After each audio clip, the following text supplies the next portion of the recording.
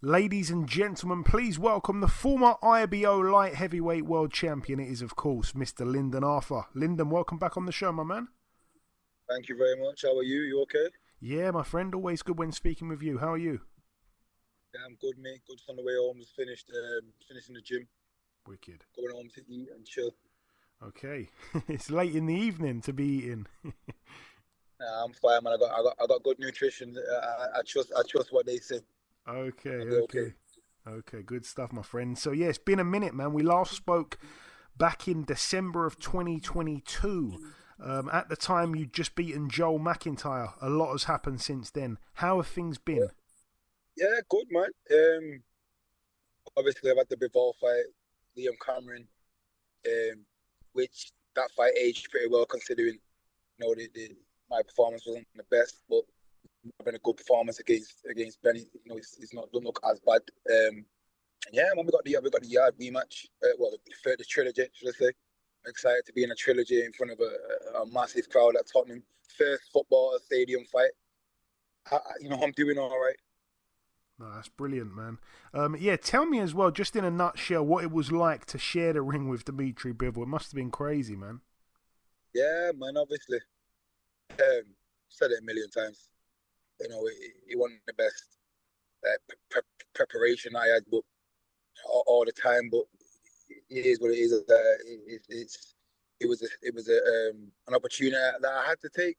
Wasn't going to at first, but then when I got to the press conference and seeing how big the event was and what it was going to be and going in there against the likes of Bivol, who I've been a fan of since I've seen him, and he's one of my favorite fighters. Why should I have not done that? Regardless of the time and the preparation I had, it was a great experience for me. I went 12 rounds. Not that no, I would never glorify losing, but to be able to in 3.5 weeks' time get ready for the best pound for pound, one of the best pound for pound in the world is, and lose the way I did, and just I'm not saying I did my best, but I went in there and did what I could with what I had to do, and I shared a ring with one of the greats. 100%, man. 100%. You nailed that pretty much. Your answer there was spot on. As you mentioned as well, after that Bivol fight, you shared the ring with Liam Cameron, winning by split decision. He's obviously got his rematch this weekend with Benn Whitaker. Yeah. What did you make of their first fight, and how do you see this second one going? The first fight, I can't lie.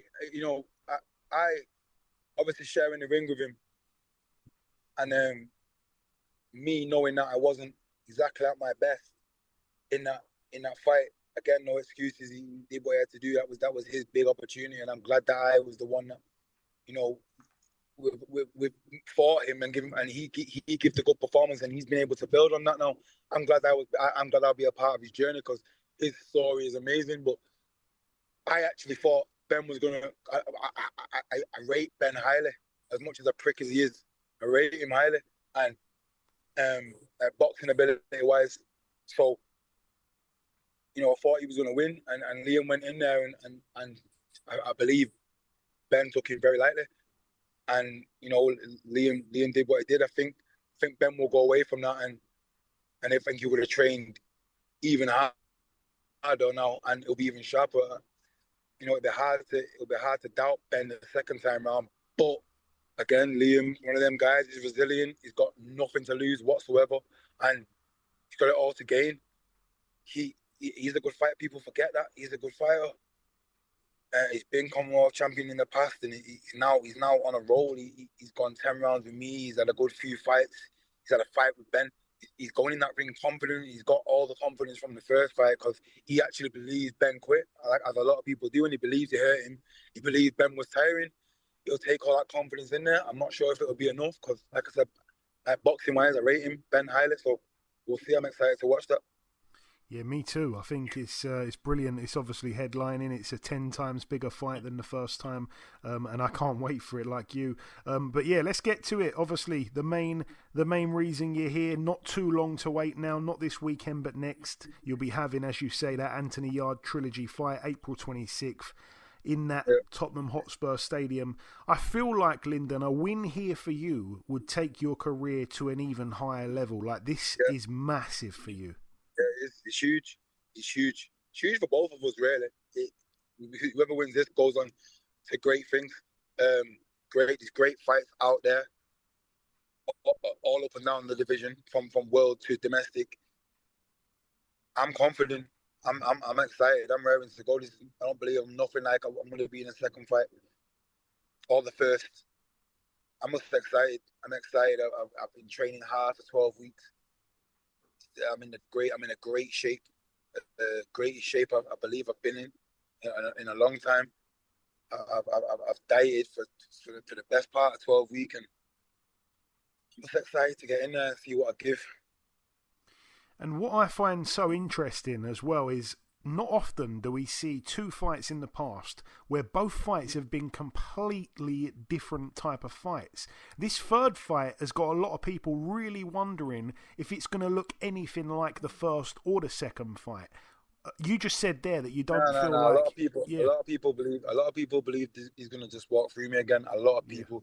There are a lot. I've seen the blog pages or whatever, the boxing pages are already putting out that they're planning for Yarde to fight Callum Smith or Benn or Buatsi, or that they just proper overlooking me. It is what it is. I'm glad. I feel like it's the first fight again where everyone just overlooks me. I'm excited to be the underdog. You mentioned, Lyndon, that you don't feel like you're the same fighter, or maybe you're not going to bring the same stuff as what you brought in the first or second fight. So do you feel like this third fight is going to be a unique fight? It's not going to look anything like the other two? I don't know about unique. I don't know. I just know that I'm going in there. I am 100%, 150% ready for this opportunity. That's all I know. It is what it is. I'm excited. I'm fit. I'm ready. I'm on shape. I'm ready. And again, you said there that there's a lot of boxing pages that are writing you off, which again I think is crazy. It makes me wonder if those boxing pages actually took the time to watch Anthony Yarde's last performance. No disrespect to him. But my performance wasn't the best. But I tell you now, I couldn't care less for what anybody says. I honestly couldn't care less. I see people think. I see people say, "Why is this fight happening?" Blah blah. Don't watch it then. Don't watch it. It's fine. I just know that I'm in there, and I feel like I'm at my best. So I'm excited for it. Again, obviously, people can read into last performances if they want. There's that saying, "You're only as good as your last performance." Even though you say that you wasn't your absolute best against Cameron, you still came through a good fighter there. We've seen that. But Yarde looked really, really flat. In fact, worryingly flat in his last fight. What do you take from that? I don't take nothing from it because he won't be like that against me. He won't be like that against me. He'll be ready. He'll be the best version of himself against me. I think so. That's what I prepared for. I don't read into past performances because he wasn't fighting me. He would have took that guy a bit lightly, and he thought he would have got him out there. And then I didn't watch the fight, but I heard he knocked him down, and then probably just stepped off the gas, or just thought it was going to be an easy fight. And the guy probably gave him a bit of problems just through him dropping levels. I understand that happens in boxing. It happens in sparring all the time. It happens in fights all the time. I get it. I understand it. I understand the game. I understand it fully, so I don't judge him on that performance whatsoever.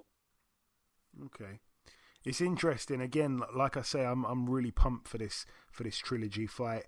The whole event is very exciting. On to the main event, Eubank Benn. I've been asking people this every week. Who have you got and why? You know what? I change my mind every time I get asked this question. I lean towards Eubank just through size and experience, in a sense of he's had the harder fights. He's been in there with the better opponents, but then Conor's really going to be in there, and he's going to be determined and resilient, and you just kind of think and question if Eubank lands, because Conor Benn's going to be coming in ferociously. If you walk onto a punch from Eubank, who's also fit and ferocious, it could be like the dads fighting. I'm not saying they're anything like the dads in regards to like them being on their dad's levels, but it could be that kind of barnstorm of a fight where it's back and forth. They both will go down. You know, we know Eubank's got a good chin. Connor's not really been tested yet, apart from that French kid that he beat again. He had a rematch with. So this could be it. This could be a great fight. Could be one where there's a rematch. You don't know, but you just kind of respectfully lean towards Eubank just through size and just through experience. Yeah, I agree with everything you just said, to be honest with you. My last real question for you, Lyndon. Obviously, the light heavyweight division in the UK is never boring, but I wanted to ask you, I think we touched on it just briefly, but almost everyone was writing Callum Smith off against Josh Buatsi. How impressed or surprised maybe were you with the way that fight went? Not even surprised, because Callum Smith's been a world champion. Like, let's not forget this super middleweight. He reigned. He won the Muhammad Ali trophy. He beat some good fighters, and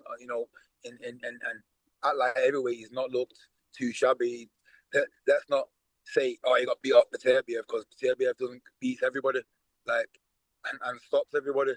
Bivol, so we can't judge Callum Smith off that. Callum Smith's a world class fighter. He's only been beat off the best. Let's not forget that Canelo and Beterbiev. 100%. The only people that's beat Callum Smith.